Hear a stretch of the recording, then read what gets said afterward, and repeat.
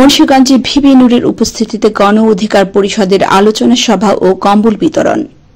বিস্তারিত দেখুন মুন্সিগঞ্জ প্রতিনিধি হাবিব আহসানের প্রতিবেদনে।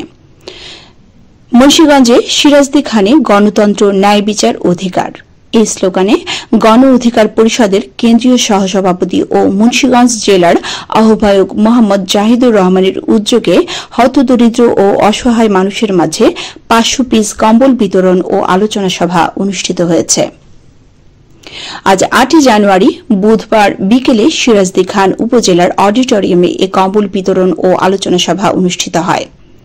এ সময় কেন্দ্রীয় সহসভাপতি ও আহ্বায়ক মুন্সিগঞ্জ জেলার গণ অধিকার পরিষদ মোহাম্মদ জাহিদুর রহমানের সভাপতিত্বে প্রধান অতিথির বক্তব্য রাখেন গণ অধিকার পরিষদ ও ডাকসুর সাবেক ভিপি সভাপতি নুরুল হক নূর এবং কেন্দ্রীয় নির্বাহী বাংলাদেশ যুব অধিকার পরিষদের প্রচার সম্পাদক ফারুক হোসেনের সঞ্চালনায় বিশেষ অতিথি হিসেবে উপস্থিত ছিলেন কেন্দ্রীয় কমিটির উচ্চতর পরিষদের যুগ্ম সাধারণ সম্পাদক মাহফুজুর রহমান খান, অর্থ সম্পাদক শহীদুল ইসলাম ফাহিম, সাংগঠনিক সম্পাদক তোফাজ্জল হোসেন এবং কেন্দ্রীয় ও উপজেলার সিনিয়র নেতৃবৃন্দরা। এতে আরও উপস্থিত ছিলেন শ্রীনগর উপজেলার গণ অধিকার পরিষদের সভাপতি হাজী আহসান হাবিব শ্যামল, সাধারণ সম্পাদক জাহিদ আহমেদ, উপদেষ্টা নাজির আহমেদ, হাসান শেখ, ইউনুস মৃধা সহ আরও অনেকে।